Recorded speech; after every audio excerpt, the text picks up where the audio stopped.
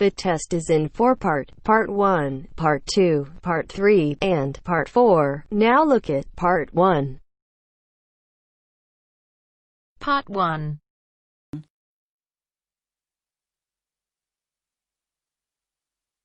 You will hear a woman phoning about an event at a botanic garden.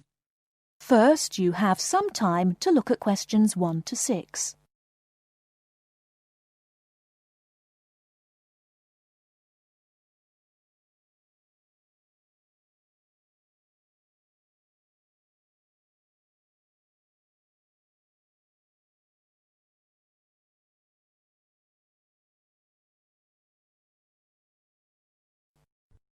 Listen carefully and answer questions 1 to 6. Good morning, you're through to the treehouse at the Botanic Garden. How can I help? Oh, hello. I'd like to book a place on the, Japanese floral art workshop. Ah, yes. Do you mean our workshop on the 16th? No, it's on the 6th. Saturday the 6th. Ah, yes. Got it up here on screen now. Japanese Floral Art Workshop. That's great. You're just in time. We're nearly full. 12 people have already booked a place, and this workshop is limited to 15 participants. It's one of our most popular workshops. In fact, it's the 5th one we've run. And this is the last one this term. There won't be another workshop until next year now. Oh, great. Thanks a lot. And can I just check the start time? It says on the leaflet I've got here that it begins at 12:30. That's right. It finishes at 1:30. Most of our other workshops are only half an hour long, but this one is longer. In fact, we're thinking of running some longer ones in the future. Oh, I see. Well, I'm really glad it lasts for a full hour. I don't think I would be able to come up with any kind of floral arrangement in less time than that. And certainly not in 30 minutes. Me neither. Now, one more thing. The workshop itself is free, but we're asking participants to pay £5 each just to cover the cost of the floral supplies. That's fine. Now, before I book you a place, I'll just give you some information about what'll happen on the day. Basically, it's a real hands-on workshop. So you'll be making your own floral arrangement that you can take home afterwards. That's great. I'm really looking forward to that. Now, a couple of important things. Please remember to bring scissors or cutters to the workshop. Unfortunately, we only have a limited number of pairs to lend people who forget them on the day. Last year, some participants ended up using penknives, which are not at all suitable for floral arranging. Right. I'll make a note of that. And you'll also need to bring your own container. Do you mean a bag, that sort of thing? No, you need a shallow container. Basically, it has to be shallow with a wide base, so that you can use it to work on your arrangement. It can be pottery, wood, plastic, whatever you like. Oh, of course. I see. I'm sure I can find something suitable. And when you arrive for the workshop, ask for Elizabeth Macmillan. She's leading the event. She's a really experienced workshop leader. She's been running the event for us for many years, so you'll certainly be in good hands. That's good to know. Now you have some time to look at questions 7 to 10.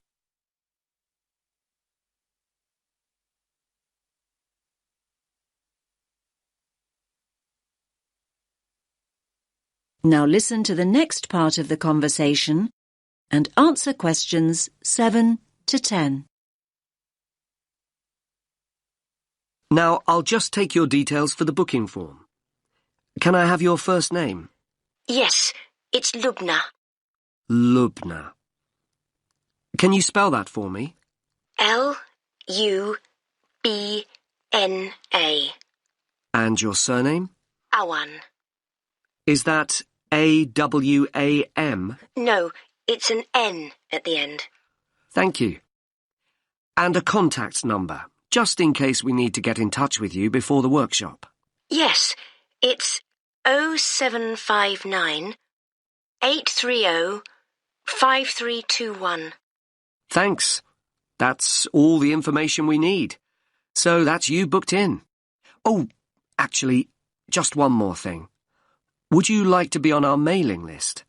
This means that we can send you information about future events and workshops. All we need is your email address. Yes, that's great. My email address is lawan25@yahoo.com.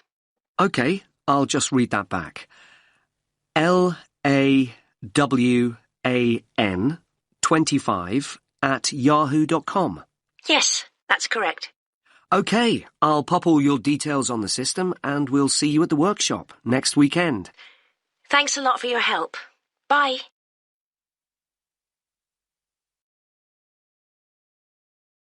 That is the end of part 1. You now have half a minute to check your answers.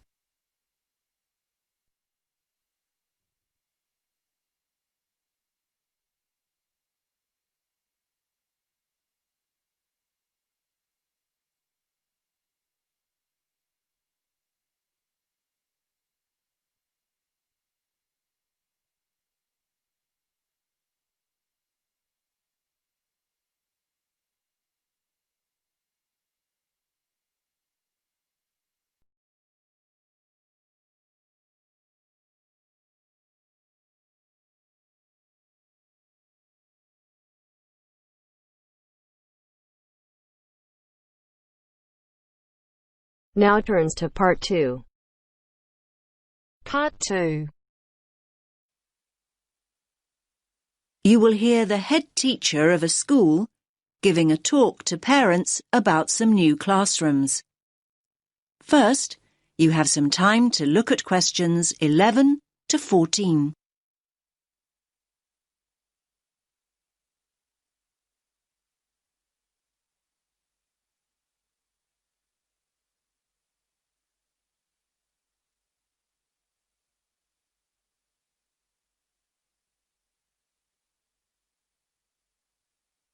Listen carefully to the first part of the talk and answer questions 11 to 14. Good evening, everyone, and thanks for making it along. I know how busy you all are with term coming to an end. As you know, the aim of this meeting is to show you the plans we've got to add 2 new classrooms and how that will affect the playground. Now, I've heard that quite a few of you are worried that there'll be hardly any playground left, but I want to reassure you that that's not the case at all. I think there's been quite a lot of uninformed talk going on, and people have started worrying unduly. I certainly hope I can dispel any of your concerns this evening. Firstly, I have a plan of what the school should look like, which I'll project onto the screen. The school governors and the developers want to hear your feedback before making final decisions. Your feedback's very important. When I've gone through the plan with you, you can ask questions and we'll discuss those queries in detail. There'll be plenty of time to tell us what you think over the coming weeks. And once the plans are a little more developed, they'll be available online. There'll be a weekly update, and once the actual construction begins, you'll be able to check progress as it happens. Personally, I'm very happy with where we've got to. I knew we had to have the extra space, but I must admit I worried long and hard about what we might have to sacrifice for it. The developers have certainly convinced me that we've made the right decision. You now have some time to look at questions 15 to 20.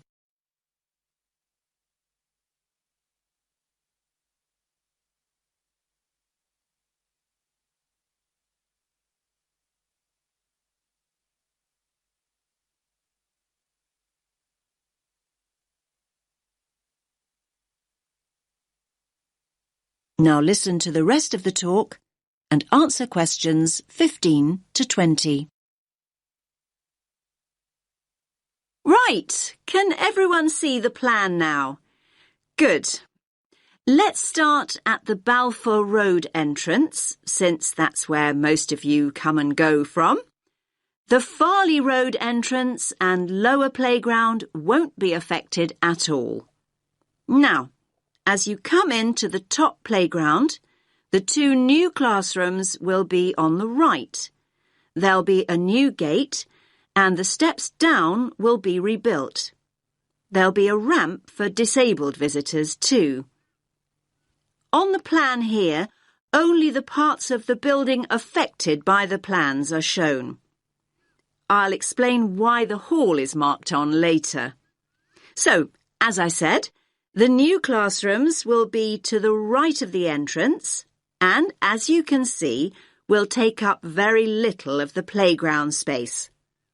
We feel the Year 6 children need their own area away from the younger children. So, this one on the left of the two rooms will be the new Year 6 classroom. As you can see, there's no direct entrance from the playground.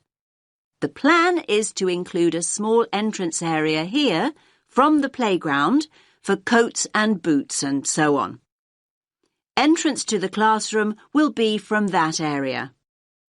There'll also be an additional entrance to the hall from this cloakroom, so children will be able to get to the hall from two different directions, from inside the main building and from the new entrance area. I hope that's clear. Now, as you all know, the hall doubles up as the cafeteria at lunchtime. One of the rumours I heard was that we're planning to dispense with the cafeteria and open up a snack bar. I can categorically state that replacing healthy school meals with a snack bar is not remotely in our thoughts. The other new classroom, that's the one with the playground entrance here, is going to be an exciting new venture for us. That's because its principal use will be for the preschool and after-school clubs. More and more parents want that facility outside school hours, and we need a dedicated space to run these activities. I think there were also worries about the nursery school, though I'm not really sure why, to be honest with you. I can tell you now that the whole area on the other side of the main school building will be totally unaffected. The nursery will continue operating as it does now. There will be a couple of smaller constructions, modernisation work really, down here on the other side of the top playground. Cycling into school is getting more and more popular, so we're replacing the old bike sheds with a brand new bicycle bay. There'll be space for 60 bikes.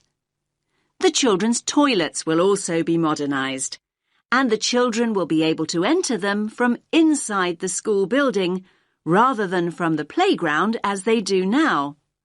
There'll be brand new staff toilets in that part of the building too, I'm pleased to say. So, I hope that's at least started to allay a few fears.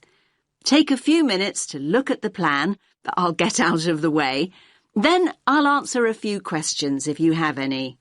Does that make sense to you?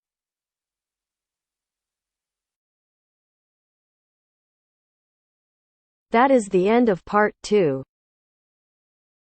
You now have half a minute to check your answers.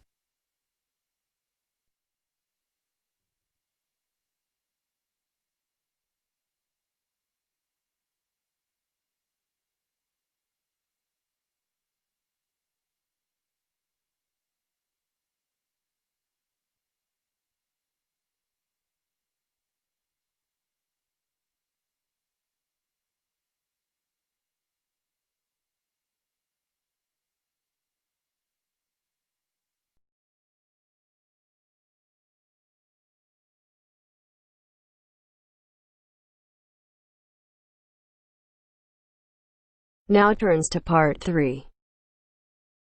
Part 3. You will hear two students talking about reading. First, you have some time to look at questions 21 to 24.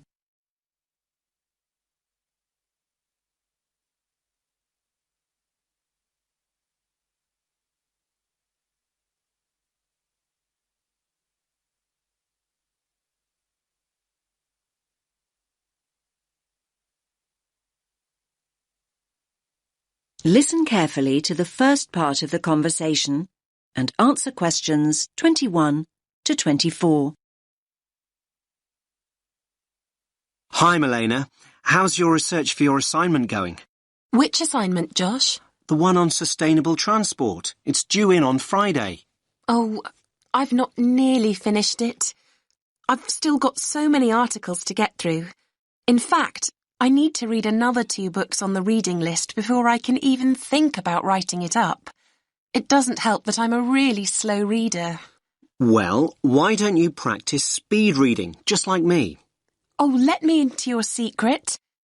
If anything, if I don't get a move on, my assignment is going to be late. What exactly is speed reading anyway? Well, speed reading basically means reading faster and more efficiently. It can make such a difference. I've noticed the benefits already, and I've only been doing it a few weeks.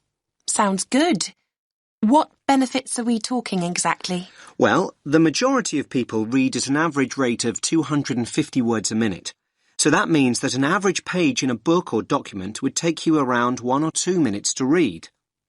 So up to 2 minutes a page. That sounds quite fast to me.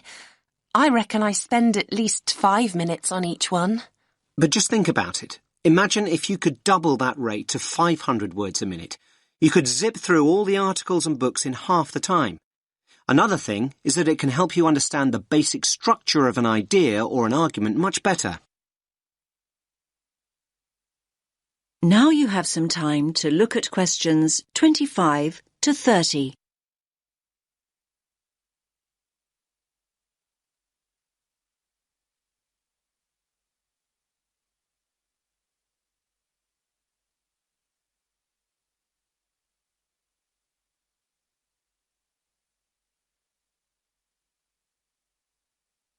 Now listen to the next part of the conversation and answer questions 25 to 30. You make speed reading sound like some kind of sport. Well, actually, speed reading is a bit like playing sport. I like to think it's similar to running. Running? Much too fast for me.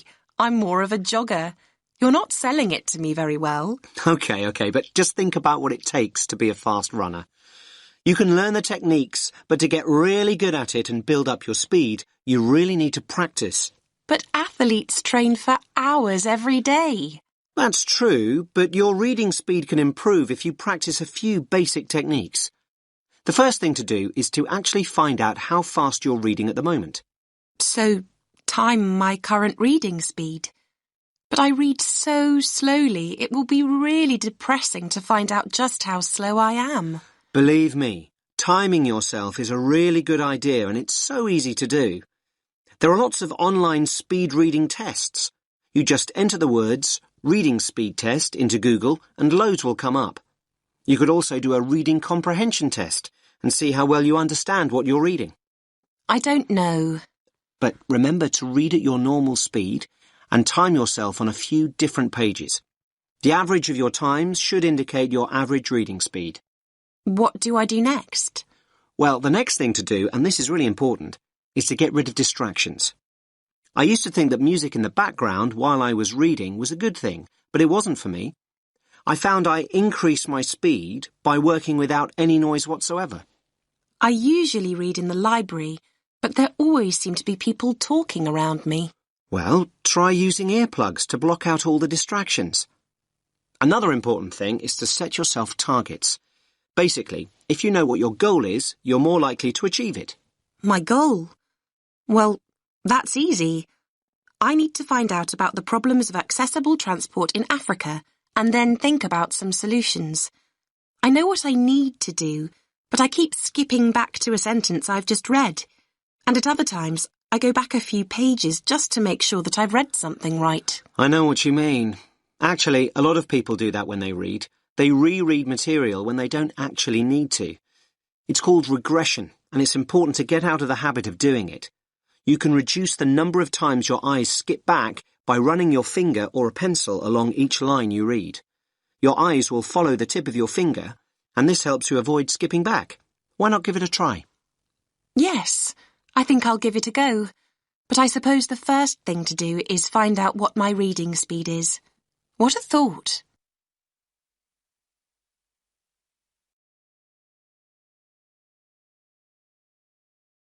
That is the end of part 3. You now have half a minute to check your answers.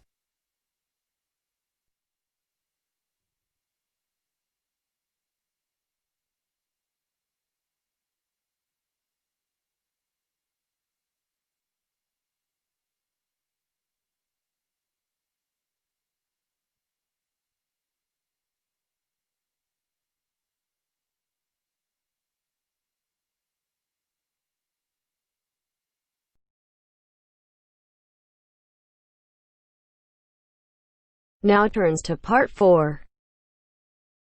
Part 4. You will hear part of a lecture about the film director Alfred Hitchcock. First, you have some time to look at questions 31 to 40.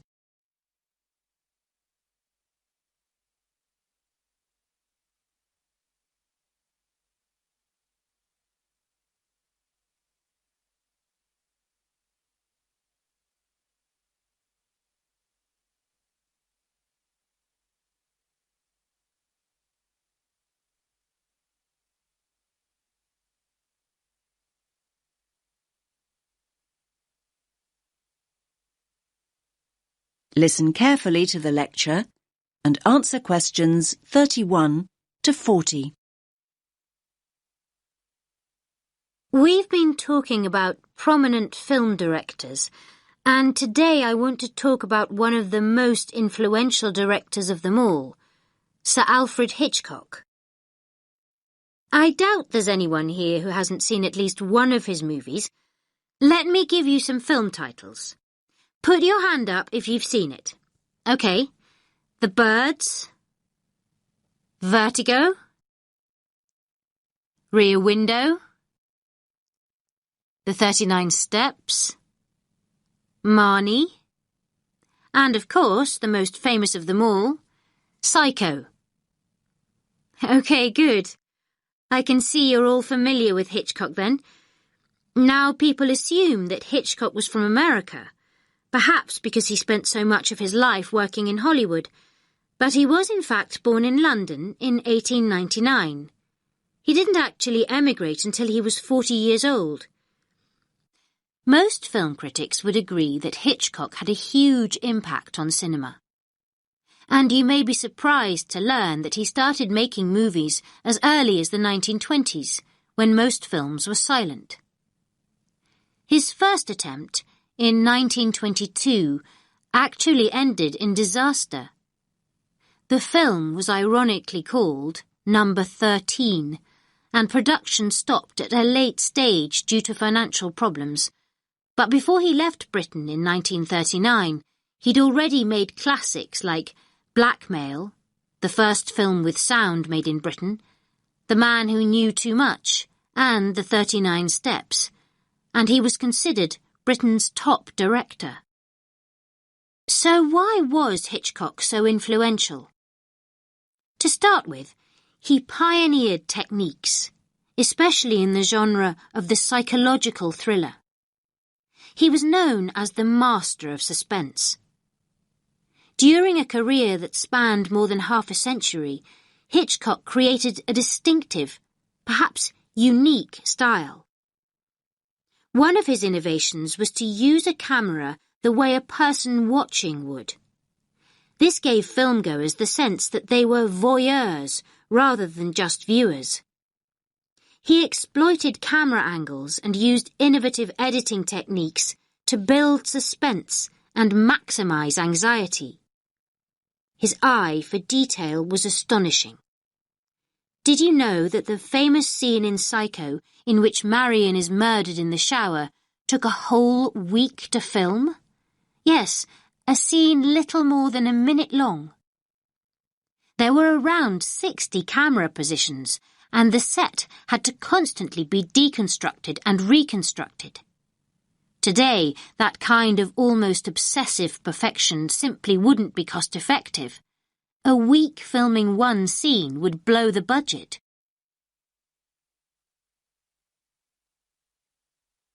So what were Hitchcock films about, and who were some of his typical characters? It would be wrong to say that Hitchcock made horror movies, suspense movies or psychological thrillers, but not horror. Hitchcock rarely showed acts of violence. The effort went into building up tension, creating a sense of unease. The viewers know that something terrible is going to happen. They don't need to actually see it.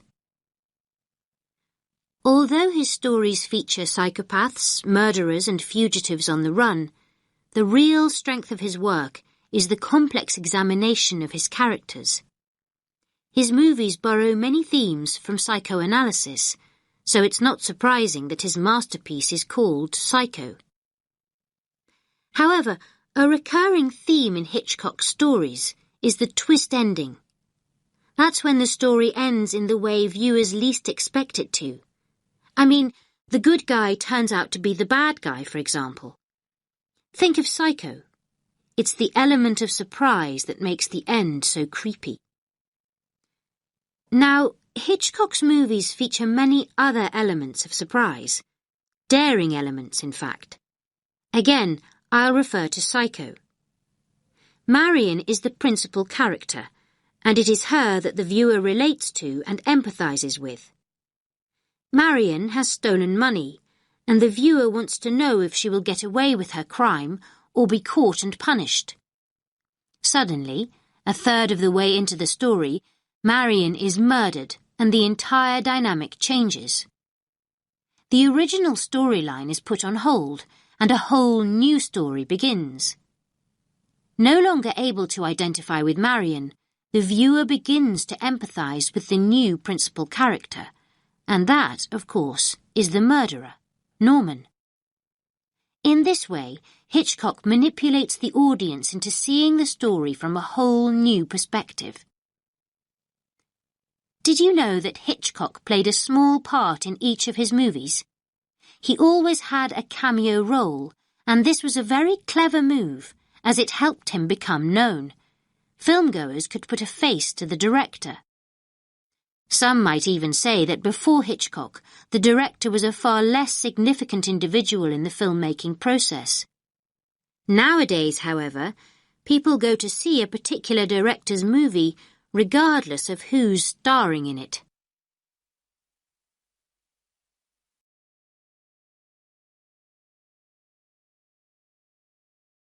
That is the end of part 4. You now have half a minute to check your answers.